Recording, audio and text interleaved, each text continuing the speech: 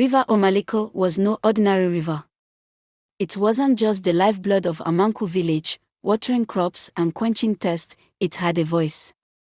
On still nights, when the moon hung like a silver coin in the sky, the river whispered. Not to everyone, of course.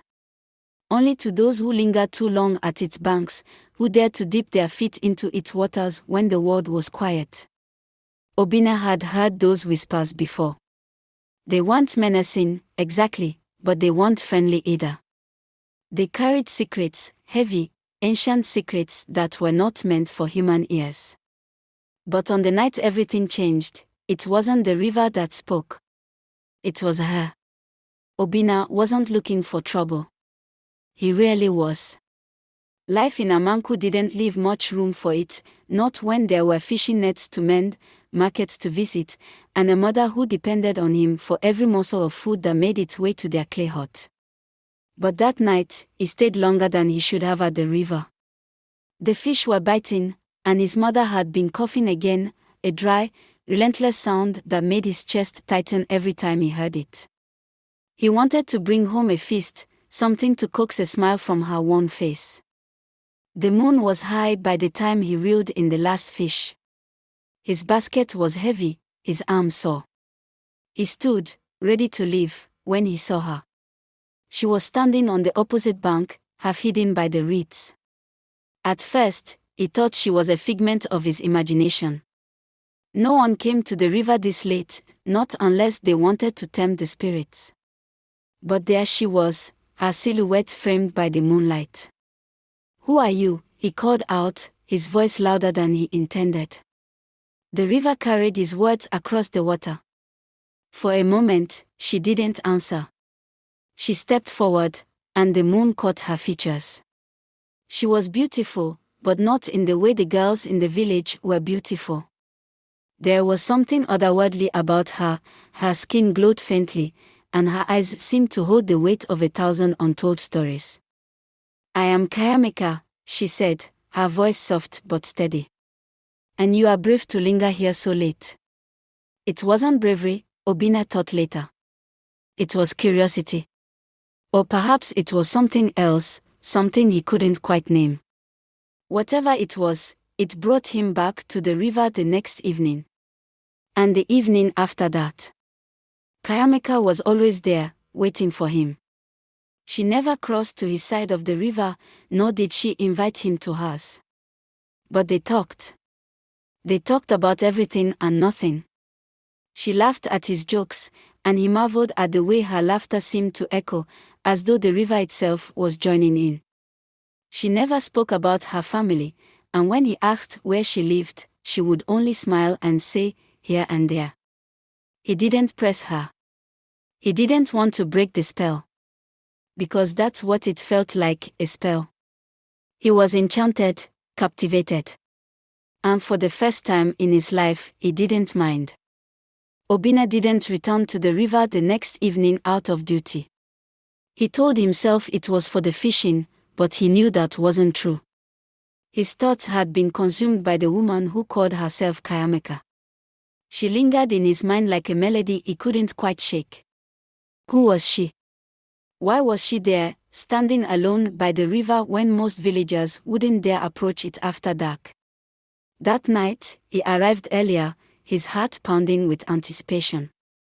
The river was calm, its surface glimmering with the first stars of evening. At first, there was no sign of her. Disappointment settled in his chest, but then, from behind a cluster of reeds, she appeared. "You came back," she said, a faint smile playing on her lips. "You were expecting me?" he asked, trying and failing to hide his delight. Chiamaka shrugged, a playful glint in her eyes. The river has a way of bringing people together. They spoke again, this time for hours. Chiamaka seemed to know so much about the world, about places Obinna had only heard of in passing. She described the rolling hills of the north, where the harmattan winds blew cold in the dry season, and the sprawling markets of faraway cities, bustling with life and color. Her stories painted pictures so vivid that Obinna could almost see them. "How do you know so much?" he asked. I've traveled, she said simply, though there was a wistfulness in her tone. Over the following weeks, Obinna found himself drawn to the river every evening. He no longer needed an excuse. His mother, though curious about his late returns, didn't press him. At least the fish are plenty, she remarked one night as she seasoned the fresh catch he'd brought home. Each night, Chiamaka was there. They fell into an easy rhythm, sharing stories, laughing, and sometimes sitting in comfortable silence as the river flowed between them.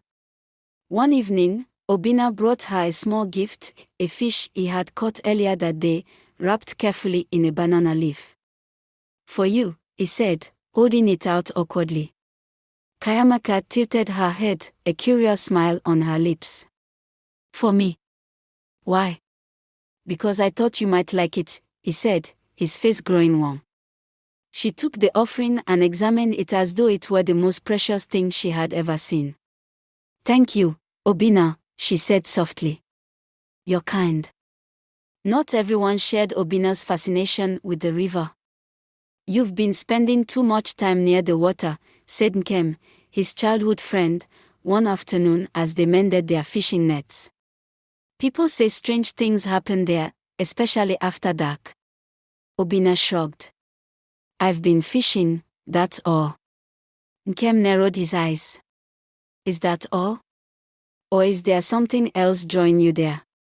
Obinna felt a prickle of unease. He hadn't told anyone about Chiamaka, and he wasn't sure why.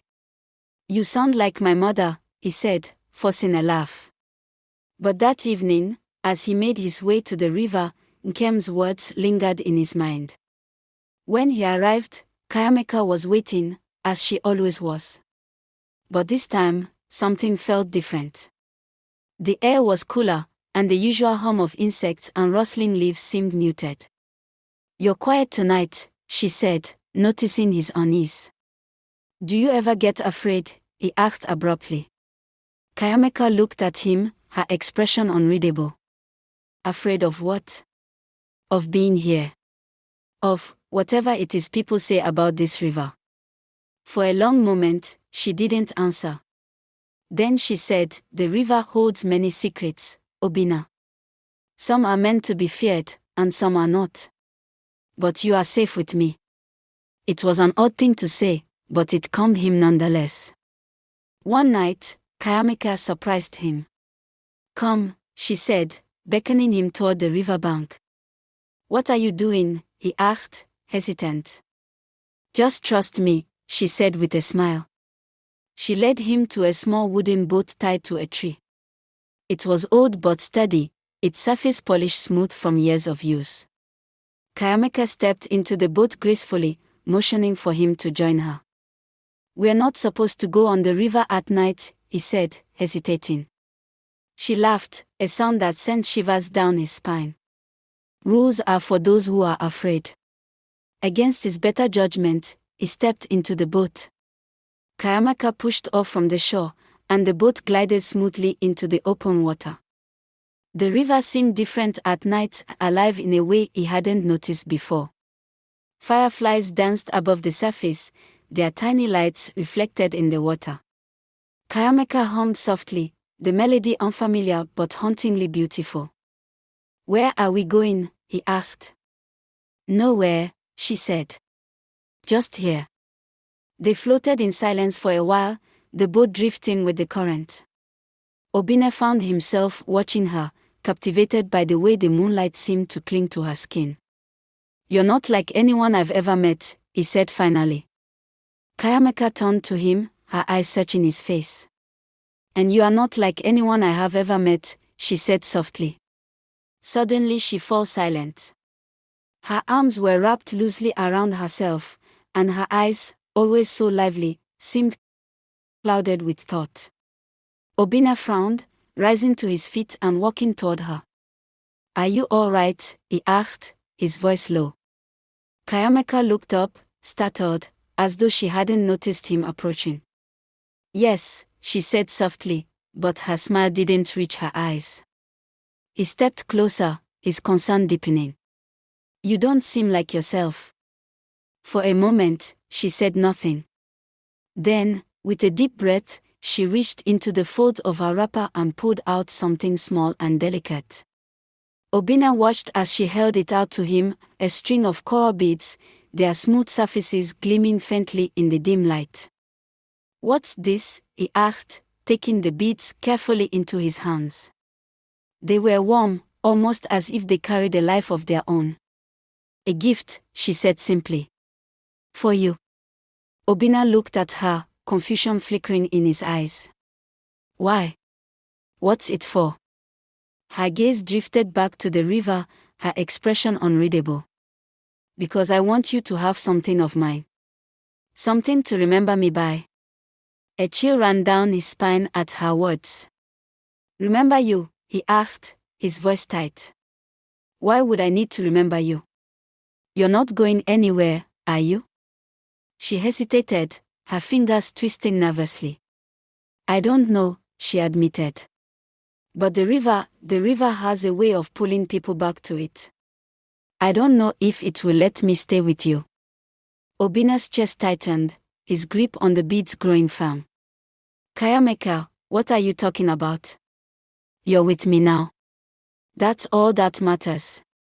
She turned to him then, her eyes shimmering with unshed tears. "I want to believe that," she whispered. "I want to believe I can stay. But if I can't, these beads will remind you that I was here. That I loved you." His throat burned as he swallowed the lump forming there. "I don't need beads to remind me of you," he said fiercely. "I remember you every time I look at the river, every time I breathe. I don't care what the river says or does. You're mine, Chiamaka. And I'll fight to keep you." Her lips trembled, a single tear slipping down her cheek. "I know you would," she said. "That's why I love you, Obinna. But the river is not something you can fight. It's older than both of us. Stronger than anything you've ever known." He shook his head, refusing to accept her words. "I'll fight it anyway," he said. "For you, I'll fight anything." She reached up, her fingers brushing against his cheek. "And that's why I'm giving you these beads," she said softly. "To carry a part of me with you, no matter what happens." Obinna stared at her, his heart breaking at the pain in her voice. Slowly, he nodded, slipping the beads over his wrist. The coral felt warm against his skin, almost comforting, as though it truly did carry a piece of her. "I don't want to lose you," he said, his voice barely above a whisper. "You won't," she said, her tears falling freely now. "Not really." They stood together by the river for a long time, neither of them speaking. Obinna held her close, his arms wrapped tightly around her, as if he could anchor her to him through sheer will. The river whispered softly in the background, its currents weaving secrets into the night air. And though neither of them said it aloud, they both felt the weight of something unspoken, a sense that the beads were more than a gift. They were a promise, a tether, and perhaps even a farewell. As the weeks passed, Obinna found himself wanting more. He wanted to know Chiamaka's story, where she came from, why she always lingered by the river but never left. But every time he tried to ask, she would change the subject or deflect with a smile. One night, as they sat by the water, he couldn't hold it in any longer. "Why won't you tell me about yourself?" he asked. Chiamaka's smile faltered, and for a moment, she looked almost sad. "Because some things are better left unknown," she said quietly. "But I want to know you," Obinna said earnestly. "All of you." She looked at him, her eyes filled with a mix of affection and something else, something he couldn't quite place. "And you do," she said softly. "You know all that matters." Her words stayed with him long after she left that night. By now, Obinna's love for Chiamaka had grown into something he could no longer deny. She was the first thing he thought of when he woke and the last thing he thought of before he slept. One evening, as they sat by the river, he took her hands in his. "Chiamaka," he said, his voice steady but filled with emotion. "Will you marry me?" She froze, her eyes wide with surprise. Obinna, she began, but he cut her off. I don't care about your past or your secrets, he said. All I care about is you. For a long moment, she said nothing. Then, finally, she whispered, yes. But her smile was tinged with sadness, and though Obinna didn't understand why, he chose not to question it. The sun was dipping low in the sky when Obinna finally decided to bring Chiamaka home. It wasn't a decision he made lightly. His mother, Chiamaka, was a sharp-tongued woman with eyes that saw far more than they let on. She had raised him alone since his father's passing, and her word carried the weight of both a mother's love and a father's authority. As they walked a narrow, winding path to his family's clay hut, Obinna couldn't help but steal glances at Chiamaka. She moved with the grace of a doe, her every step deliberate, as though she carried secrets even the earth dared not disturb. She will like you, he said, though his voice lacked conviction. Chiamaka smiled faintly. Will she? Obinna hesitated. She's particular. But once she sees how wonderful you are, she will have no choice. Chiamaka chuckled softly, but there was a flicker of worry in her eyes. When they reached the hut, Obinna pushed aside the raffia curtain that served as the door. The scent of smoked fish and freshly pounded yam greeted them, and Chiamaka looked up from her mortar, where she was mixing a spicy egusi soup. Obinna, she said, her voice sharp with suspicion. What took you so long? And who is this you've brought into my house? Chiamaka stepped forward and lowered herself into a respectful curtsy, her hands pressed together in greeting. Good evening, Nne, she said softly, using the Igbo term for mother. Chiamaka's eyes narrowed as she studied the young woman. She said, her tone neither welcoming nor hostile. She wiped her hands on a cloth and gestured for them to sit. So, you're the one my son cannot stop disappearing to see. Obinna shot his mother a pleading look. Mama, please. What? Is it not true? Chiamaka said, her voice laced with mock indignation.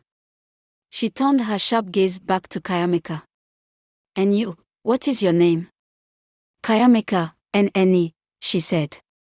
Chiamaka, Chiamaka repeated, as if testing the name. God is beautiful, eh? Let us see if your name suits you. Obinna braced himself as his mother began her interrogation. Where are you from? She asked, her voice firm. Chiamaka hesitated, her fingers fidgeting with the edge of her wrapper. I live by the river, she said carefully. The river? Chiamaka's brows knitted together. Which river? There are many rivers. The Ọmaliko, Chiamaka said softly. At this, Chiamaka's expression changed. Her eyes darkened, and the corner of her mouth tightened. The Ọmaliko, she repeated, her tone unreadable. That river carries many stories. Some good, some not so good. Mama, please, Obinna interjected, his voice tight. She is here as my guest. Chiamaka ignored him, her attention fixed on Chiamaka. And what do you do by the river? Are you a fisherwoman? A trader? No, Nne, Chiamaka said. I keep to myself. Chiamaka leaned back, folding her arms across her chest. A woman with no family, no trade, and no land. And you, Obinna, want to bring her into our home? She is more than enough for me, Obinna said firmly, though his hands were clenched into fists at his sides. I love her, Mama. Isn't that what matters? Love. Chiamaka scoffed, her eyes narrowing. Love does not pound yam, my son. It does not weave baskets or fetch water from the stream. Love is a luxury for those who can afford it. Chiamaka lowered her gaze, her cheeks burning with shame. Obinna reached out and took her hand, his grip firm and reassuring. Mama, he said, his voice steady. Chiamaka is not just anyone. She is kind, And she is wise, and she has made me happier than I have ever been. If you cannot accept her, then I will make a home for us elsewhere." The room fell silent. Nkemjika's eyes widened, her lips parted as though she couldn't believe what she had just heard. For a long moment, the only sound was the crackling of the fire. Finally, Nkemjika sighed and shook her head. "You are stubborn, like your father," she muttered. She turned to Chiamaka, her expression softening slightly. "You must understand, I am a mother. My duty is to protect my son, even from himself." Chiamaka nodded, her voice quiet but resolute. "I understand, Nni. And I promise, I will love your son as much as you do." Nkemjika studied her for a long moment before nodding. "Then sit. Eat. Let us see if your hands can pound yam as well as your words charm my son." Chiamaka smiled, a real, genuine smile, and for the first time, Obinna felt hope bloom in his chest. Perhaps this would work after all. The morning of the wedding started with songs. Women sang as they pounded yam and fetched water from the stream. Men set up the wooden poles for the canopy, their voices loud as they teased one another.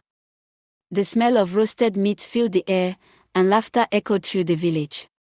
Children ran between the huts, chasing one another with palm leaves, their feet kicking up dust. Obinna stood outside his hut, adjusting his red cap. His Isagu shirt, decorated with golden lions, felt heavy on his shoulders. He looked at himself in a small mirror and frowned. "Is it straight, Mama?" His mother, Nkemjika, sat nearby, threading a coral bead necklace. She glanced up, her lips pressed into a line. "You look fine. But this girl, she'd better be worth it." "She is," Obinna said quickly, though his palms were sweating. He knew his mother still wasn't sure about Chiamaka. She had agreed to the wedding, but her sharp eyes had never stopped watching the girl. By afternoon, the square was alive with people. Everyone wore their best clothes, bright wrappers and headscarves, beads shining around their necks. The talking drums beat loudly, their rhythm pulling people to the center. A procession came from the far end of the square. At the front, women sang, their voices high and clear. Behind them was Chiamaka, carried in a wooden palanquin covered with red and gold fabric. When the palanquin stopped, the women lowered it carefully, and Chiamaka stepped out. The square went silent. She looked like something out of a dream. Her wrapper was white, lined with gold. Coral beads circled her neck and wrist, and her headpiece glittered like the morning sun. She moved slowly, her steps light, as if the earth barely touched her feet. "She's too perfect," someone whispered. "Is she real?" another voice asked. Nkemjika said nothing, but her eyes narrowed as she watched the bride. Obinna couldn't take his eyes off her as she walked toward him. She met his gaze and smiled, and for a moment, he forgot everything, his mother's doubts, the villagers' whispers. All he saw was her. The village priest stood between them, holding a staff carved with symbols. He wore a white wrapper and a necklace of cowries. His voice boomed as he called on the ancestors to bless the couple. "May their union bring peace. May it bring life," he said, pouring palm wine onto the ground. The villagers shouted in response, "Ayesi." Obinna and Chiamaka exchanged kola nuts. Their hands touched briefly, and Obinna felt a jolt in his chest, like lightning. She smiled at him, but her eyes seemed sad. Just as the priest raised his staff to complete the ceremony, the wind changed. It came suddenly, swirling through the square and lifting the edges of the canopy. Dust rose from the ground, stinging people's eyes. The drums stopped, and the singing died. Chiamaka's hand tightened around Obinna's. "What's happening?" he whispered. She didn't answer. Her face had gone pale, her lips trembling. The priest frowned, stepping closer. "The spirits are restless," he said. The wind grew stronger, and people began to move back, murmuring nervously. Obinna turned to Chiamaka, his voice urgent. "Are you all right?" I don't know," she said, her voice barely audible. Then, without warning, her knees buckled. Obinna caught her as she fell, lowering her gently to the ground. Her body felt cold, and her eyes fluttered open, unfocused. "Chiamaka," Obinna called, shaking her lightly. "Stay with me." Her lips moved, but no sound came out. Then, with a sudden gasp, she spoke. "They've come." "Who?" Obinna asked, his voice shaking. "Who's come?" But before she could answer, her body began to fade. It wasn't like fainting, it was like smoke dissolving in the air. Her arms, her face, her whole form grew lighter, thinner, until she was gone. The only thing left was her coral necklace, lying on the ground. The sky was darkening when Obinna finally reached the small clearing at the edge of the forest, where Neoma's shrine stood. He had walked for hours, his legs aching and his heart heavy. The events of the wedding replayed in his mind, Chiamaka's cold hands, her whispered words, the way she dissolved into nothing. He clutched her coral necklace tightly, as though it might still carry a piece of her. The shrine was simple but imposing.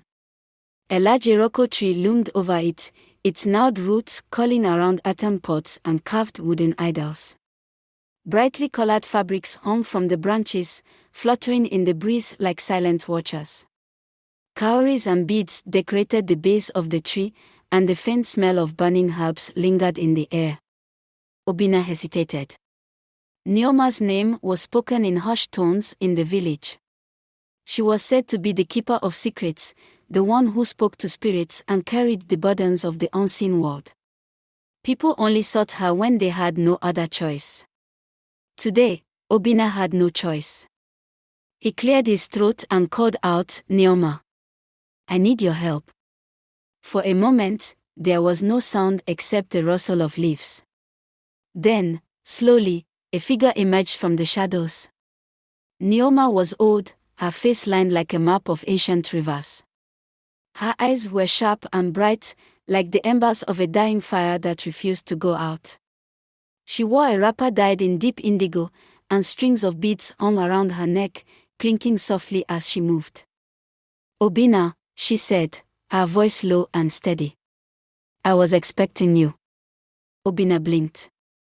You were." She nodded, her gaze fixed on him. "The wind carried whispers of what happened at your wedding. The spirits are restless. Tell me everything." Obinna fell to his knees, his voice trembling as he spoke. "Neoma, my bride, Chiamaka, she disappeared. One moment she was with me, and the next, she was gone. The priest said she wasn't of this world, but I don't believe it. She was real. She was mine." Neoma crouched before him, her eyes narrowing. "And this?" She gestured to the necklace clutched in his hands. "This is hers." "Yes," Obinna said, holding it out. "It's all I have left of her." Neoma took the necklace, turning it over in her weathered hands. Her fingers traced the coral beads, her expression unreadable. "This is no ordinary necklace," she murmured. "It carries the mark of the river." "What does that mean?" Obinna asked, desperation creeping into his voice.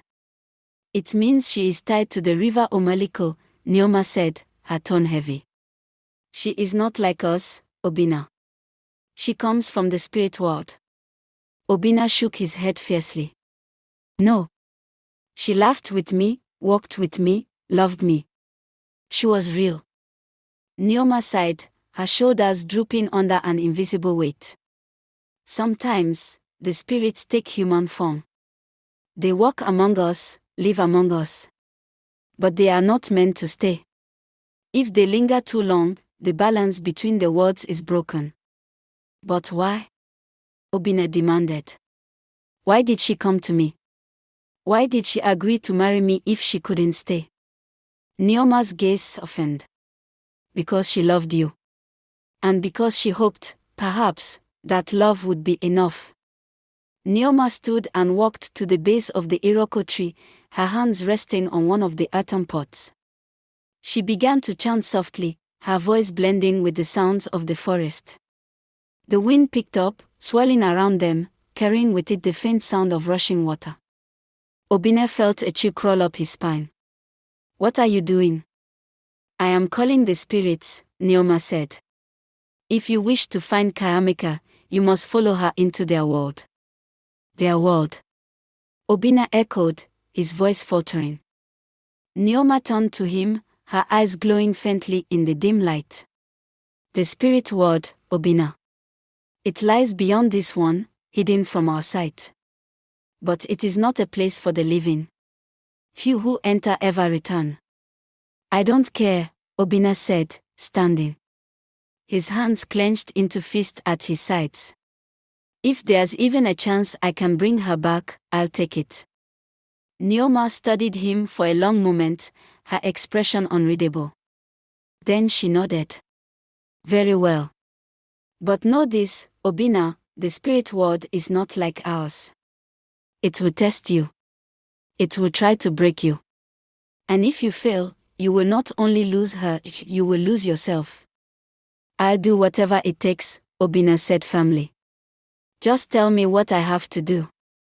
Neoma led him to the center of the clearing, where a small fire burned in a stone circle. She began to mix herbs in a clay bowl, muttering prayers under her breath. The air grew heavy, charged with an energy that made Obinna's skin prickle. "You must take this," Neoma said, handing him a small vial filled with a dark, oily liquid. "It will open the doorway." Obinna hesitated. "What's in it?" "River water, herbs, and the blood of a goat," Neoma said. "It will connect you to the spirit world. But once you drink, there is no turning back." Obinna took the vial, his hands shaking. He looked at Neoma, then at the necklace in her hand. "Will I see her again?" "If your heart is strong enough," Neoma said. "And if the spirits allow it." Taking a deep breath, Obinna uncorked the vial and drank. The liquid burned as it slid down his throat, and the world around him began to blur. The trees seemed to stretch and twist, their shapes melting into the air. The ground beneath him shifted, and he felt as though he were falling. The last thing he saw before darkness took him was Neoma's face, her lips moving in silent prayer. Chiamaka sat alone in the dark, her knees drawn up to her chest.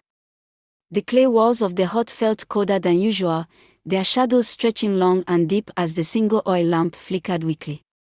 Outside, the village was eerily quiet.